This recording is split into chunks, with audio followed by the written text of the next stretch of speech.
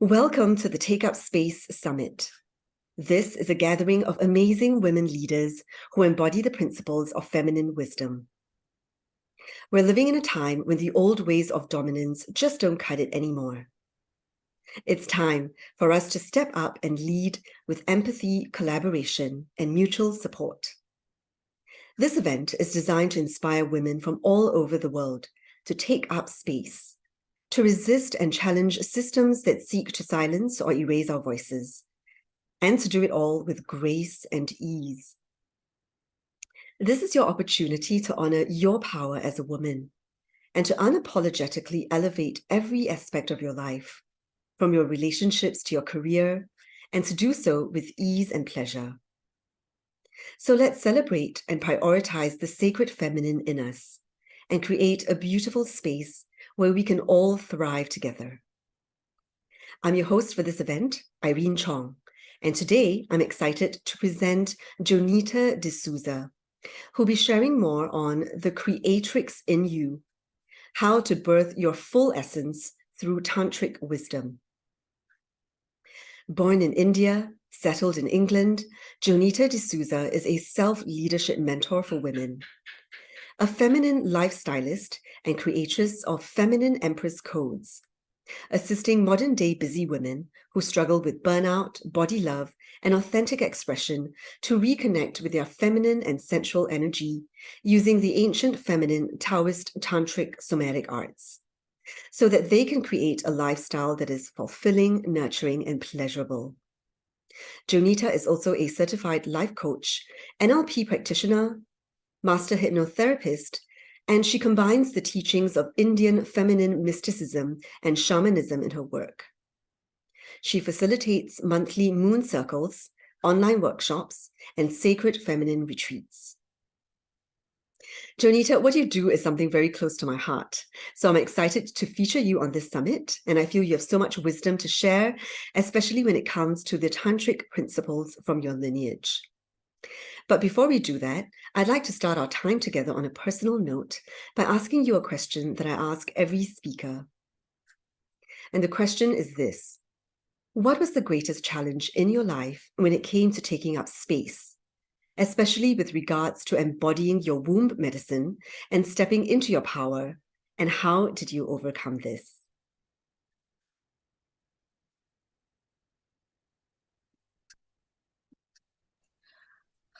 Well, here we are.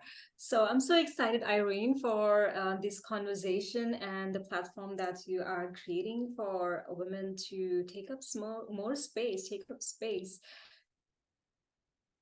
To think of what was the greatest moment or the greatest challenge is quite difficult, because there are constant upgrades happening in our journeys as we continue to be the students of the divine feminine arts. But one of the very significant one that I can share is the whole idea that what I express or what I want to express matters, and is important and is worthy of, was elusive to me. I did not understand or realize this. And as you said in your in your introduction, that I come from India and I grew up in India. And although I come from a very privileged family background in India, the societal conditionings around made me feel that what I was worth was more to be seen as and not heard as. So this was typically what was the conditioning of women. Like, they are, your space is to be seen, to show yourself, to present yourself, but not to override discussions. So I had come across many situations where women were just, an object to be seen but not to be heard.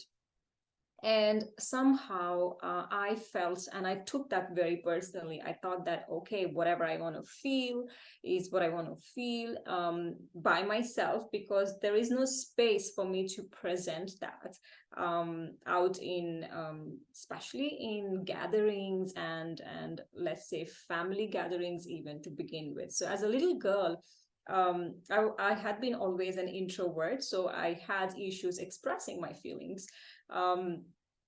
And hence, the suppression of these emotions led me to understand a fact that every time I used to get angry as a little girl, I wouldn't know how to express it. And because, of course, you've been taught to be a nice girl, so how can I be angry, right? So I would go lock myself in the bathroom and I would cry. So that's how I expressed my anger. And I thought that was it. Okay. And when I was done, I washed myself and come out, like, release, done. So that became quite a habit for me, and quite a pattern as a young woman as well. When I started my journey of discovering myself as a woman and discovering what this feminine essence is all about, and even the fact relating to my womb space, because I thought that women get connected to their womb only when they are pregnant, and that's it. Like, why am I at the age of 22, 23 be bothered about my womb, right? Like, it's not for me. I'm not going to be a mother right now, or I'm not giving birth. So when I get there, I'll look into it. So I was kind of like living my life based on the conditionings, that I had around me. So when I met this beautiful teacher who decided to support me in guiding me through one of the darkest nights of my soul, I realized that I was very angry as a woman. I had so much anger inside of me as a woman. Although I had lived a very privileged life, I had a very beautiful upbringing. My childhood was great. Like many Indians, I ended up becoming an IT engineer. I got a nice job, and everything was perfect. I was in a high-paid salary at the age of 23. So there I was, but I just did not know how to express myself. And being in an IT company, in the meetings with a male-dominated environment, I would never raise my voice. I would never express myself, not because I had nothing to say, but because I thought, whatever. I don't think that anyone is interested in my opinion. And eventually I realized all of these experiences were creating layers and layers of anger inside of me. And that anger used to come out during two special times, I would say, which many women can relate. One of the times when you drink a lot and get drunk, right? This is real. Like, we don't talk about it, but that's what happens. Many women, after a couple of drinks of alcohol, the mood changes, or sadness comes out, and we become emotional, or we become a bit aggressive. Yeah, that it acts as a stimulant, and next day you wonder, where did all that come from, right? And the second occasion was in and around my periods. So I would get really angry, I'd get really upset, and I'll lock myself and I'll cry, and I would be a total mess. So that was my story of not knowing how to take up space until I journeyed into the divine feminine archetypes. And I realized, my teacher told me that if you have to meet the divine feminine essence inside of you, and this is not just for you, but for every single woman, she has to be ready and willing to face a lot of anger that is already inside of her. And I was like, no, I'm a happy girl. I'm good. I'm positive.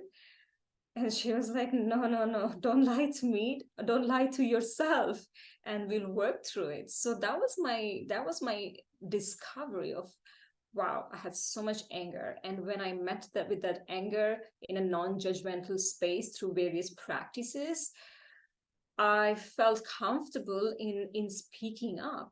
So when you work with the womb, it opens up our throat. And this is a connection that we have with our pelvis. A lot of stress is stored, a lot of repressed emotions are stored, a lot of past life in the sense in this life itself, but past experiences which we haven't processed fully are stored in our pelvis that really is connected to our throat chakra. So when we feel blocked in that part of our body, it is really obvious that we will hesitate to communicate properly, communicate our truth, or even express our opinion in this world. So does that answer your question for now? Because I can go on and on about it. Oh, that's beautiful. I mean, thank you so much for sharing in such a vulnerable and deep way what your journey was. I feel that definitely I can relate, and I'm sure many of the women watchers, the women viewers here can also relate, because what you just shared is a very universal journey.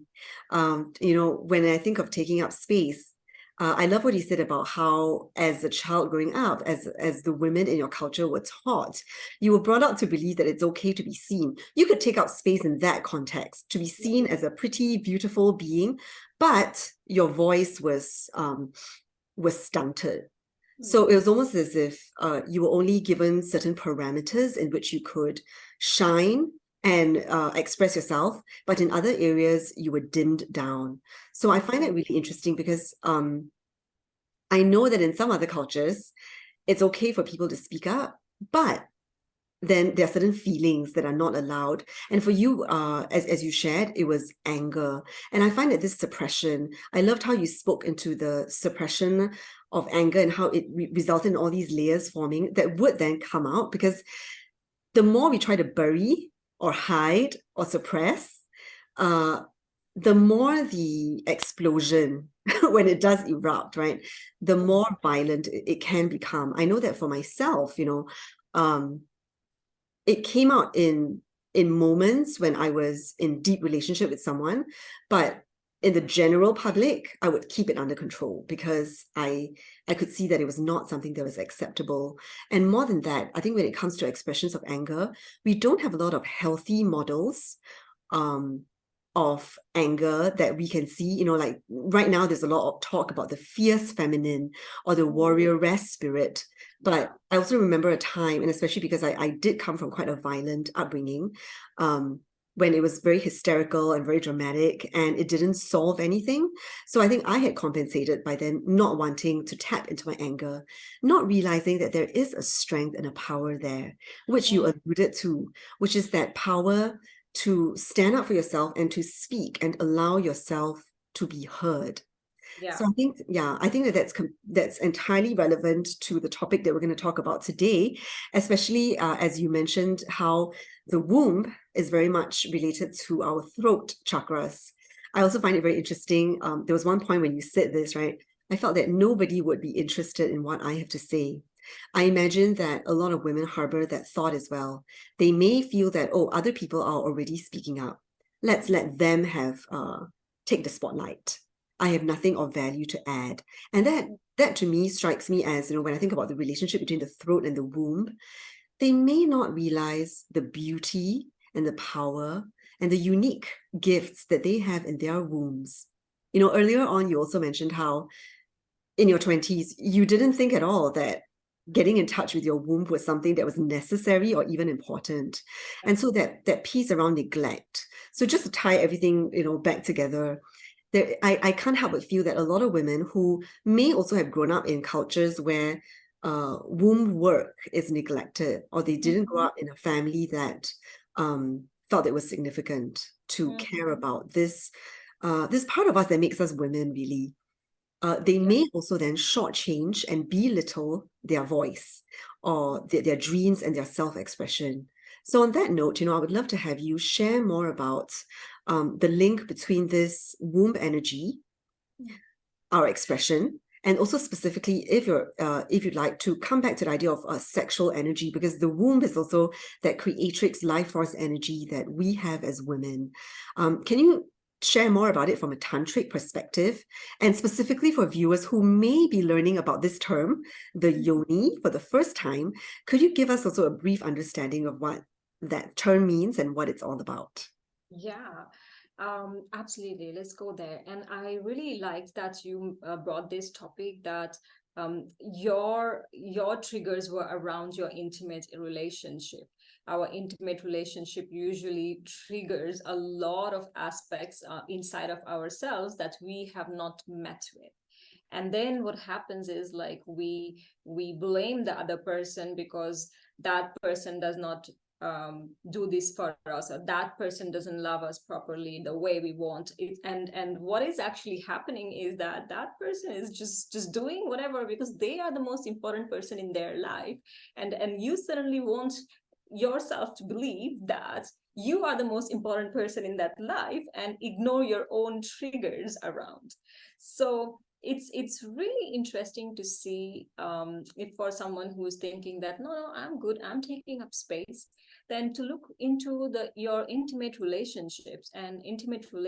So it doesn't even have to be romantic, but it can be even your close ones, maybe siblings or parents or anyone that you're really close with, because they really trigger the aspects of you that have not been met by you fully. So, having said that, I want to go into the conversation of yoni.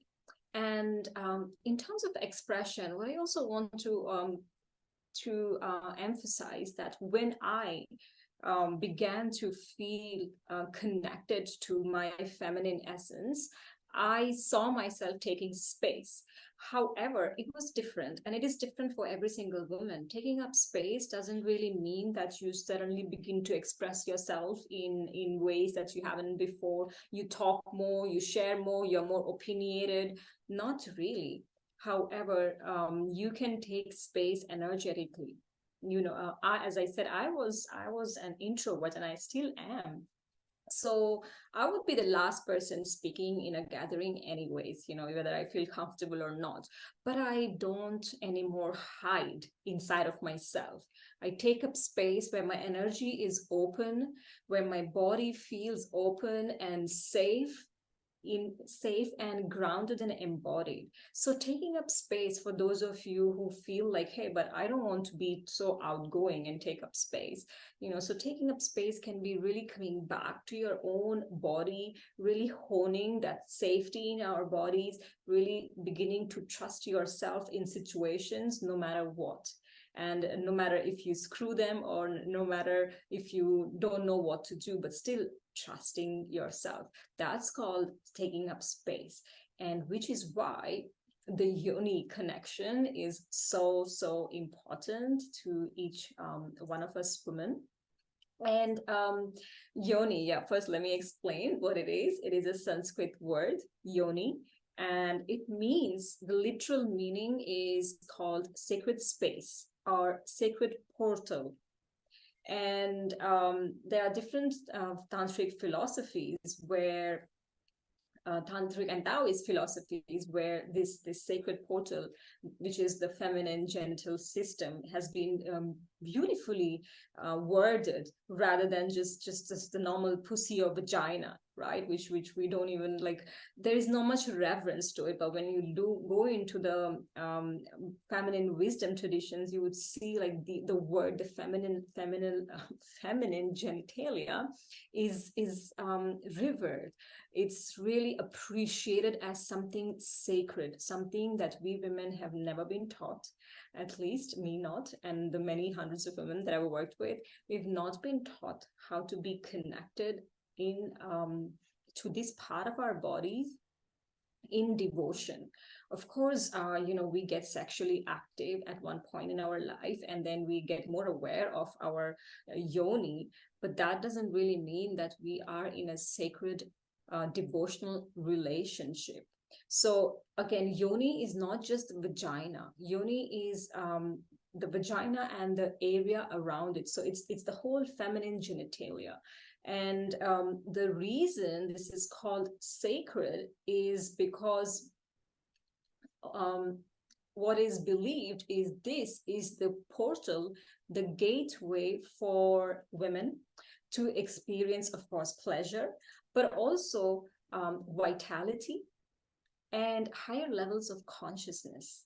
In Taoism, it is also known as, the yoni is also called as gates of paradise, or golden lotus, or precious pearl. So there are like different beautiful names given in Taoism to this part of our body, just to give an idea that, hey, there is something in there. Do you care to even look? And many of us don't even look, to be really honest. Many of us don't want to look, don't care to look, are afraid to look. However, we are not afraid if others look, right? So there's this really interesting phenomena that I have noticed when I started working with yoni and women, that most of women are, sexually active, but have never touched their own yoni in a way as sacred, as spiritual. So in the tantric lineage, yoni is also considered as a portal to experience higher levels of consciousness. So it's a gateway to your own feminine wisdom. The more we are able to connect with this part of our body, you will realize that she responds to you. She is highly intuitive, and you can receive guidance and hone safety in there. Once you hone safety in this part of your body, you are not going to base your trust on another person. But I don't trust you. Most of us women have trust issues, because we outsource our trust. Trust is ours to claim. And it begins with the yoni. And because it begins with the yoni, what I've also noticed is that the entire dialogue around Tantra in the West has become related to sacred sexuality only. And this is a very big misconception. And it kind of leaves women feeling a bit confused, because when you really want to go on a journey to discover your feminine essence, your feminine wisdom, yes, yoni is the primal gateway, is a very beautiful place to begin with. But then we don't really know or understand, what do we do with so much of, sexual energy? Like, what do we do? And we think, we sometimes, I've noticed women that they become even more depressed, because now they were wanting another partner to be expressed into, or expressed as, to fulfill them, to have those sexual desires and all of that. So that's really interesting, because it's only a part of the story, it's not the whole story. So what I've noticed in learning from many mystics in the Indian lineage, as well as the Western culture, what we learn in the West mostly about Tantra is related to sexuality, and that's Neo-Tantra. It's not the classical Tantra. And for a woman to really go into a tantric path, she needs to connect to things deeper than her yoni. So once you open up your yoni channels, it becomes important to then open up your heart and open up your third eye. So these are the three main consciousness centers in women, for her to feel totally aligned and safe in her body, and in her receiving and in her giving. When this happens, then it becomes really easy for her to energetically take up space wherever she goes. It is then about her essence, no longer about proving by actions or doing or expression, but just by being. And that's not tiring. Thank you, Jonita. As you were sharing all of that, I couldn't help but be so thankful that you are here to share your very unique perspective, having lived both in the East and the West, and thereby clearing so many of the misconceptions that there are around, tantric wisdom and work around the yoni. Because I think you're absolutely right in saying that there has been this sexual objectification and even sensationalization of yoni and tantric practices, especially in the East, in the West. But there is not a real understanding. I do find that a lot of things get lost in translation. At first you brought up the very poetic aspects of the names, right? And in both the tantric lineage that you come from, and for me, it would be the Chinese Taoist lineage. Yeah. And I do feel that, you have the translations into English, And then, yes, it sounds poetic and refined, but then somehow something sort of gets twisted and changed, and it becomes this tantalizing sexual thing for both men and women to then objectify and not really understand and get to the deeper root of what is being brought to the surface here, which exactly as you say, right? The yoni is that gateway to feminine wisdom and intelligence. And this resonates very well with the work that I do as well, because I feel that so many women, especially modern women, and you were sharing that you came from a privileged background where you went to university, became an engineer, did a lot of mental work that is quite masculine oriented. I think a lot of women watching this can also relate, because that's a sort of conditioning that we're shaped by. We want to be just like the men. We want to be achievement oriented. We want to be able to hit all the targets, get there, do things. And I feel that in this day and age, most, if not all, women have proven that they can do just that. But as a result, there's also a missing element, I would say a misalignment, where they've forgotten their strength, their unique power as a woman. I mean, even the word, right? Some would say woman means a man who has a womb, right? A person who has a womb. And that is something that a man does not have. And so as carriers of this creatrix life force energy, there is actually so much that we can tap on. And yet, so many women, you were sharing how they don't even dare to touch themselves or to explore a part of themselves that is their bodies. And yet they allow other people, it could be a gynecologist, right, to do a checkup and probe. But they themselves don't take full ownership and have and take on full agency and sovereignty of their bodies. Again, because there is so much what's the word, so much censorship around the area. We think that, oh, we're good girls, we don't go there. But actually that is our birthright. And I'm really hoping that, with growing awareness, all the misconceptions will be debunked, all the myths will be washed away, and we can come back to the original essence and to the essential truth of what this portal, this sacred gateway means for us as women. I also love what you said when your take on taking up space, because I think every speaker I've spoken to, they have a different interpretation of what that means. But what it really comes back down to also is not, taking up space does not mean being loud, being attention seeking, because that usually stems from an inauthenticity or a drive that is fueled by a certain emptiness and real discomfort. And I've seen loud women who energetically, you can sort of sense that there's even like a quiet desperation bubbling beneath the surface, where they want to be seen, where they want to be heard, because there is that craving, perhaps due to neglect or some trauma from the past. So, which is why I love what you shared when you said that it could be taking up space from an energetic way. I also want to share at this point that I've spoken to so many women who are introverts. So you are one and I am one as well. And that there is a different way of being that is not masculine, in the sense that it's not about just being out there and projecting outwards. There is a more yin, a more inner, energetic component that is about having a quiet presence, a quiet confidence, where you're just in the room. I like to think of this as, the flower that just blooms. The flower does not scream at all. It doesn't make any sound, but just by being in its full beauty, perhaps it lets out a fragrance, but not every flower does that. But it just quietly sits in its presence, and it draws in, so that magnetic aspect as well, which I think you're going to share more on.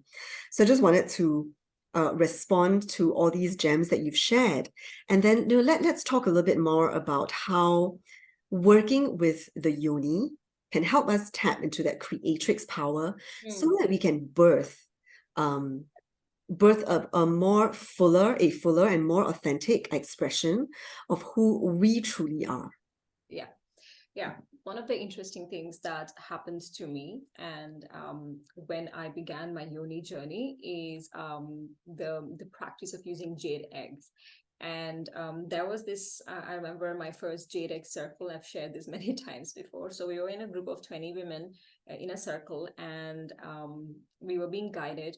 and it was a priestess initiation program several years ago.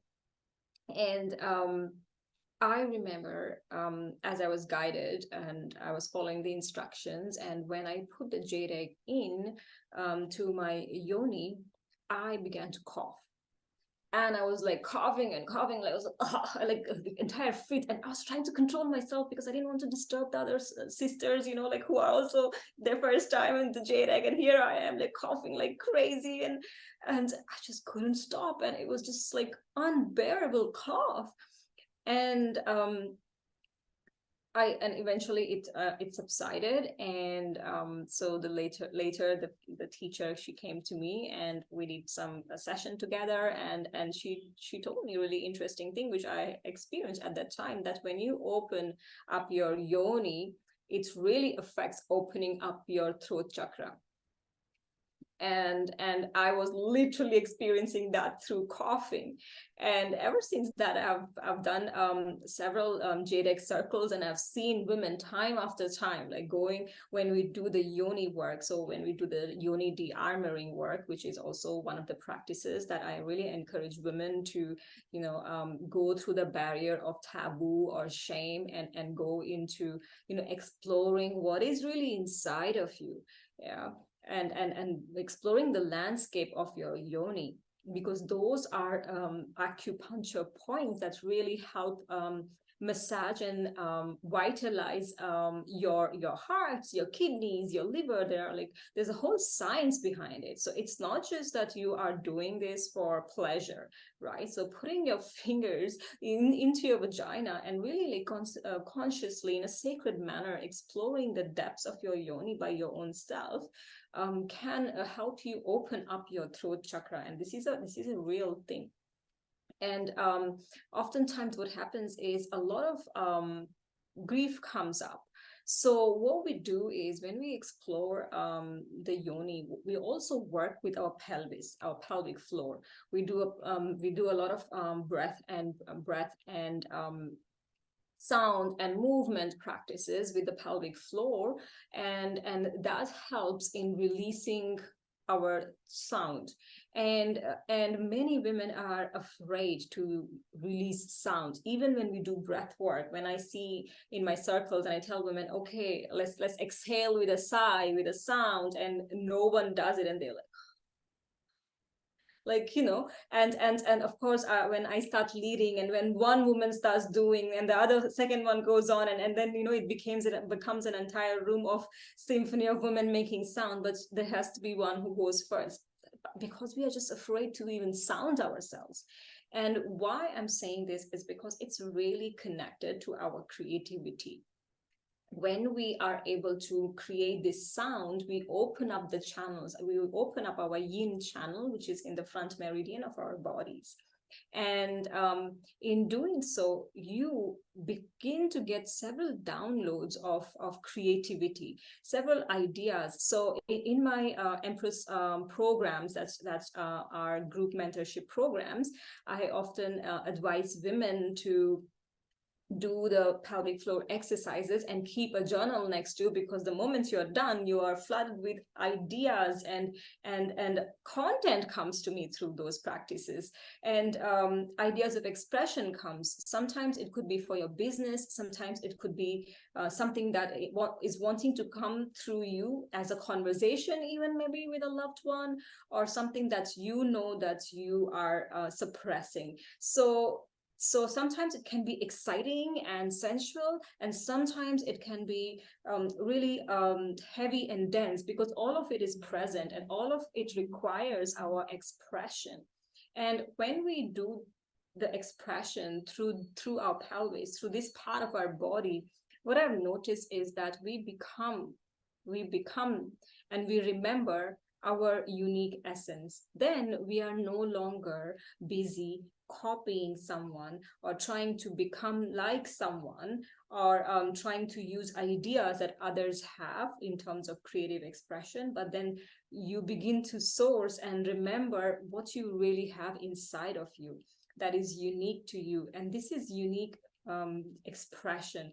There is no other person in this world who can do this for you or instead of you when you really claim from that space. So for me, creativity has been through my pelvic floor. And I don't go into big loud marketing doing my work. My work is essence marketing, and I have women coming and joining and doing my work and doing program after programs, not because I'm there doing all Facebook ads or something, because something in me connected with something in them, and that's the resonance, and they want to experience more of my essence, and through my essence they are experiencing their essence, and when their essence is overflowing, someone else is benefiting. So we are creating ripple this way, and this is what I like about doing this pelvic floor work. That sounds really juicy and yummy. And yes, to everything that you just said, especially around that piece, right? Again, as business owners, there is, again, the very masculine approach to doing things, the hustling and the pushing and the grinding and putting ourselves out there. I love what you said about, you were able to apply these feminine principles and to use the intelligence, the feminine intelligence of your womb to then reach out, to connect with and to resonate with other women who are also feeling the call to awaken to their own feminine intelligence. So there is that magnetic quality that, again, is very yin and very feminine. And I love, love, love that idea. I do have a question around well, you can either call them yoni eggs or jade eggs. They used to be jade eggs, but now they're all different stones. Yeah. Because, again, there are all these misconceptions around this practice. And as you're aware, right, it stems from the Taoist lineage. And there was a period of time when it was trending, when it became really popular. And people were like learning how to lift weights with their yoni and all kinds of, again, very sensationalized practices, I would say. Yeah. But I would love to hear your perspective and your understanding of what a jade egg practice really means. Yeah, you're so right. This practice just went off charts when celebrities started talking about it, in a way that was like fun. Hey, let's pop in this egg and it's gonna, help me look more beautiful and sexy and, give my vagina a facelift. And I've seen plenty of YouTube videos where those influencers are trying it for 30 days straight or 1 week straight. I see teachers teaching to insert the yoni eggs in the shower and go by the day. And so what I'm noticing is that, again, the reverence is taken out of this beautiful ancient practice. The written records direct us through the ancient Chinese lineage. But if you go also deeper in other feminine mystic traditions, you will read about it in the Isis, the Egyptian tradition, in the Mary Magdalene traditions. There are mentions of using this practice, and there is a reverence around it. It's so what I teach usually is to create a sacred time for yourself and give yourself the ritualistic experience through breath, through sounds, through movement, through intentions, and using this jade egg stone, not just popping it in and going by your day, because it doesn't work this way.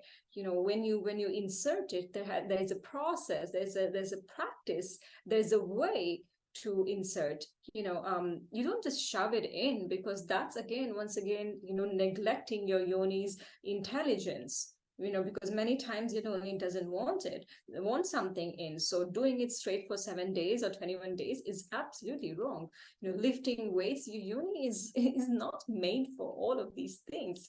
The reason you use jade eggs, and I recommend jade eggs for beginners, is because it helps your yoni to rebalance the hormonal system. It's self-correcting ecosystem, and create vitality and more life force in that part of your body. It also gives you healing. So there's a specific way you do the insertion, and once the insertion is done, then there are specific ways, practices to be done, at least for 10 up to 10 minutes after the insertion, so that you make the full use of this practice. And then there is a way of taking it out and being with it. It's a whole communion with a crystal. If you are into crystals, it's you just don't just throw the crystal on the side and then let it do its thing, right? You make a relationship with this stone. So imagine something, a crystal stone that you're putting it inside of you. there has to be reverence, there has to be a relationship, and there has to be some sacredness to it. So I teach a whole variety on that, and yeah, it's a very vast topic to correct. But I'm really grateful that a lot of women are looking into this practice, are intrigued by this practice, and are looking into this practice. Yes, yes to a sacred reverential relationship. I like to think, when I do these practices, I like to think of it as, with any relationship that is precious and deep to us, we always approach it.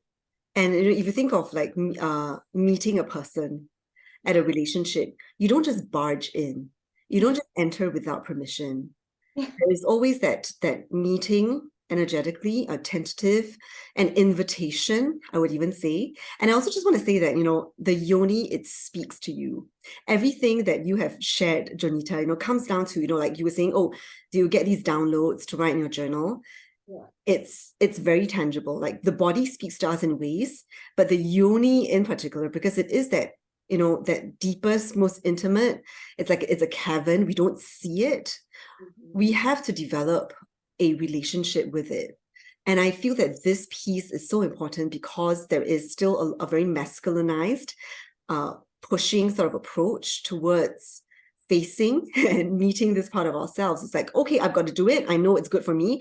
And I'm just going to, and I think you use this word, I'm just going to shove it inside. Yeah. And that's not the way. That to me is, we are enacting violence on ourselves, on our bodies. And what we want really is a gentler, more compassionate approach. And this takes time.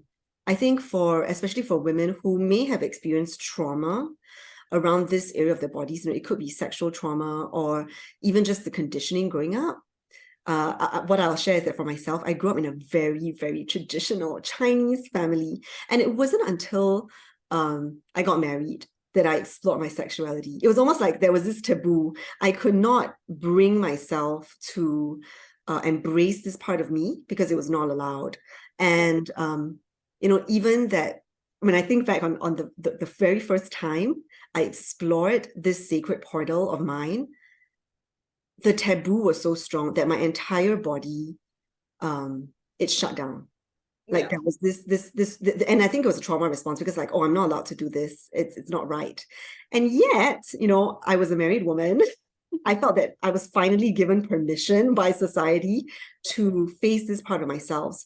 And what I would say is, I would imagine in an ideal world, and because I used to be a school teacher and I taught young teenage women, I always felt that it would be so wonderful if they were taught, and obviously this is a whole other topic when we talk about menstruation and all of that, but if they were taught how sacred and precious this part of themselves is, and unfortunately, it's still not in the zeitgeist. I see pockets of revolutionary action, which is great and amazing.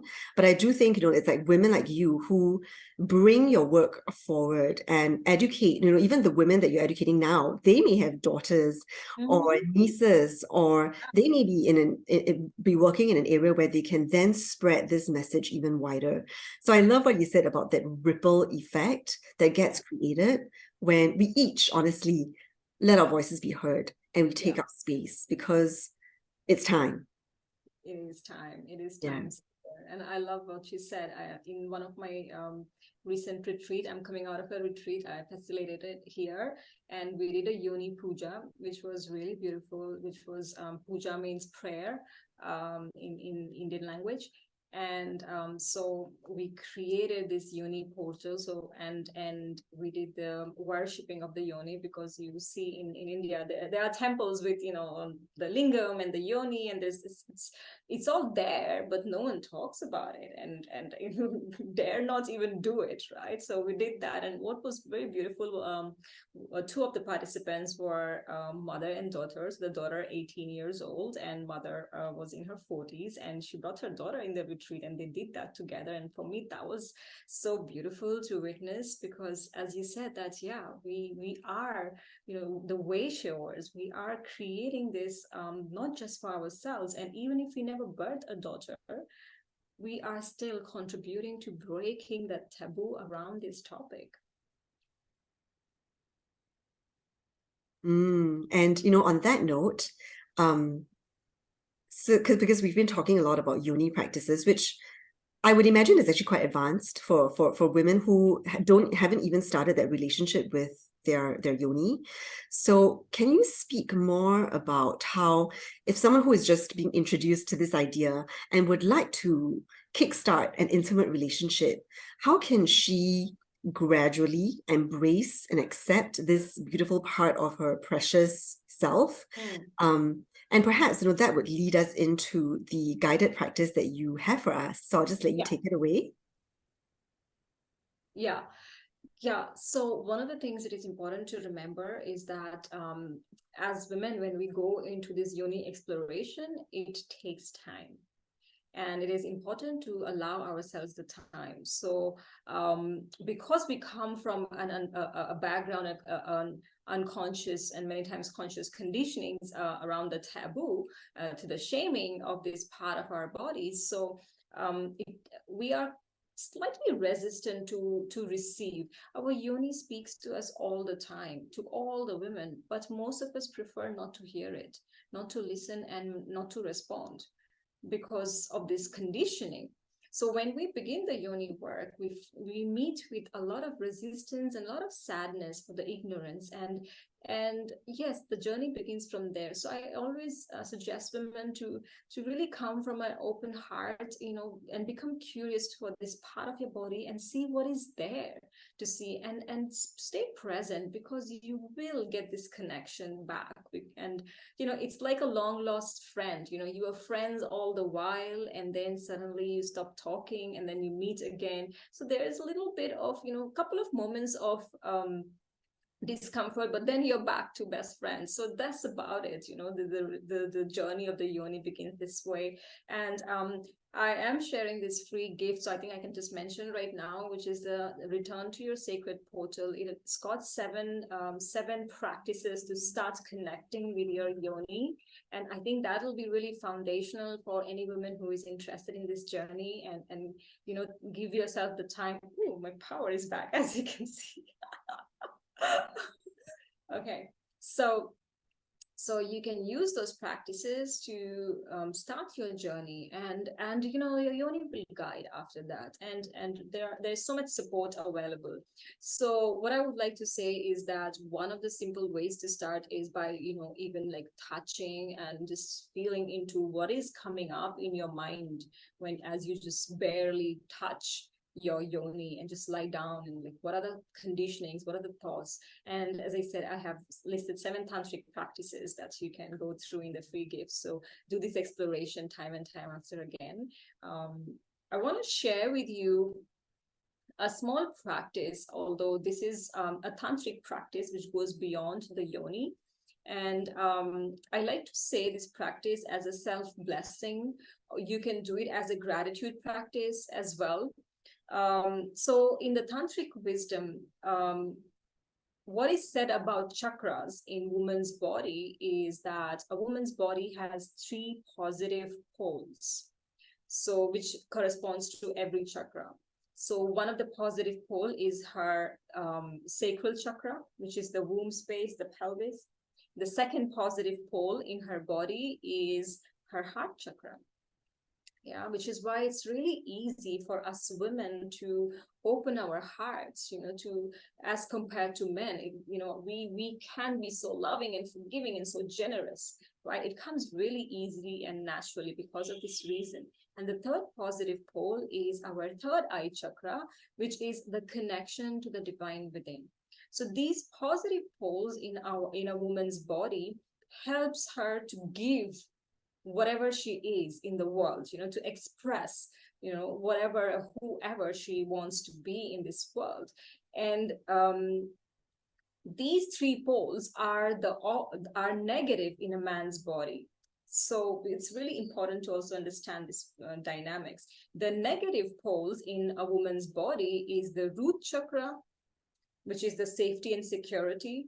So she feels like it's a tough thing for her to hone down to, safety and security. The next negative pole is your solar plexus, the self-esteem, self-worth, which is a positive pole in men. So that is not an unusual issue for men in terms of self-esteem and self-worth. It's just how we are built energetically. And the next negative pole is the throat chakra in women's bodies. So again, this doesn't come easily for us, which is a positive pole for men. So hence the union between men and women are, the intersection of these beautiful different polarities, because we bring different energetics in our union.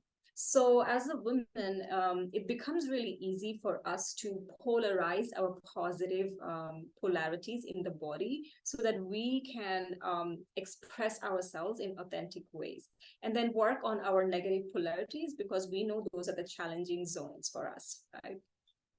So this breathwork practice is pretty much a self-blessing that I like to do, where I just bless these positive polarities in my body. So I do this practice in the mornings when I'm waking up. I'm just connecting to these positive polarity centers in my body, and just sometimes I'm setting my intentions based on that. Sometimes I'm asking for help, guidance. Sometimes I'm offering gratitude. Sometimes I'm blessing myself. So choose whatever it comes. I'm just going to show you the movement, how it is. I'll have to move back a little bit. Let me know if you can hear me. If I go back my screen. Yeah, okay. I'll have to stand. All right. So what we're going to do is we're going to do a breathing practice where we're going to create a circular loop from our heart to our womb, to our third eye, and back to our heart. So we're going to create a circular loop from heart. We begin with the heart. We go down to our sacral. Then we create a circular loop to our third eye and close it back to the heart. Right? So if you can rub your hands. So we charge our hands. And now feel into the sensations of your palms. And if you want, you can close your eyes or keep it open. It's up to you. And see if you can bring a gentle smile to your face. And bring your hands to your heart. Just holding your heart. Gentle smile. So in this moment, you can bless your heart for the gift of life. Anahata chakra, which is something that can never be beaten, never be destroyed. That's the true nature of your heart. Unconditional love, forgiveness, compassion is sourced here. So you can bless your heart, or you can offer your gratitude to your heart. Just gentle smile. Now I invite you to take a deep breath into your heart. And hold the breath. Move your hands into a downward triangle. And you're going to swipe your hand from your heart to the womb and exhale. Bringing your hands on the womb space. And with a gentle smile, just feeling into your womb space, 3 inches below your navel, your sacral chakra. It's the seat of your feminine power, feminine wisdom, your creation, your passion, your desires. So sending some love, gratitude, blessing for this part of your body that guides you in your everyday life.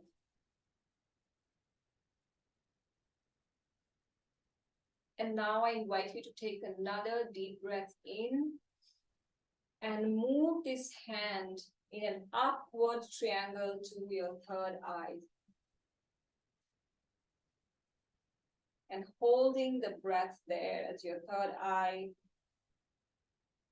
And feeling into your third eye, your connection to the divine, the innate wisdom, the bridge between all things possible. The support of the divine and the guidance that is always available to you. Sending some love, gratitude, and exhale, bringing your hands in prayer position back to your heart. So that's one round. You can do 2, 3. So we can do one more together. Once again, holding your heart with a gentle smile. So you can feel into the qualities of your heart. Any particular quality that you want to enhance, enrich for the day, for this moment. Any particular quality that you are grateful for. And take a deep breath into your heart. Moving your hands in downward triangles, sweeping into your womb as you exhale. Feeling into the qualities of your womb. Any wisdom that you want to receive, you can speak a blessing or a prayer. Bringing your attention, loving care, presence with a smile. Now taking a breath in, sweeping your hands from the womb to your third eye in an upward triangle, holding the breath there, feeling into the divine support that is ever present with you in all the ways you want to express and show up. And exhale, coming back to your heart.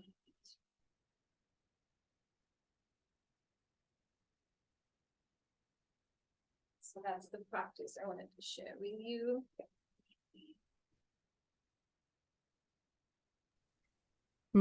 Thank you, Jonita, for that very serene, guided experience of helping us get in touch on an energetic level with our 3 power centers. I love that explanation of the positive polarities, and I learned so much from that.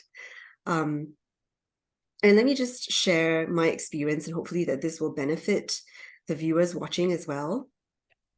It was a really interesting experience because I had this, I could feel it in my body that, oh gosh, Irene, I basically spent so much of my life working, like doing the inner work on my awakening my third eye, coming into heart consciousness. And as I shared earlier, it was only when I felt socially qualified to explore my sexuality. So it's only been, the recent 8-10 years or so that I went deeper into womb work. And what I felt was this joy. It was almost like I felt into my little girl and my maiden self that, oh, she was telling me it's not too late. It's never too late. There is this beautiful portal that is always there for us. It doesn't matter where you are in your process. And in fact, I feel that we all have our unique, beautiful journeys. When you're talking about these 3 centers, and when we did the practice of the energetic looping, it was like, it's a spiral and it's a circular loop. And there are all kinds of beautiful permutations because the feminine is very flowy and fluid as well. And it doesn't matter if you're watching this and you felt, oh, I've never had a relationship, I don't even know where to begin. Well, you can begin right here, right now. And I just want to say that, yeah, thank you for that beautiful gift, which you brought up. And I just want to reiterate that Jonita's amazing, generous free gift can be accessed right here by clicking on the URL on the summit page. So I highly recommend you to, all of you watching, to download that and get access, because she's just really just given a taste of her sacred tantric medicine, and there is much more to come. What I will also end by saying is that this is a relationship that only gets better and better and better. And yes, at the beginning, there can be a lot of emotions that come up. Jonita, you were mentioning anger, sadness, grief as well. But this is where, you can find support. Earlier on, Jonita, you were mentioning community, which I think is so key in any woman's journey, because we are relational beings, to find that right support and guidance to help you on this very, very sacred journey, so that you are not alone and that you don't have to do it alone. Get the right support and help for you. So that's what, this entire summit is about. It's an offering to show you that there are all these amazing women leaders out there putting forth their work with all kinds of possibilities that you get to explore. So thank you so much, Jonita, for your time, for your energy, and the amazing medicine that you're putting out there. If there is one thing that you would like to leave all our viewers with, what would that be? As you said that it's never late to begin this work, and there's never enough of this work as well.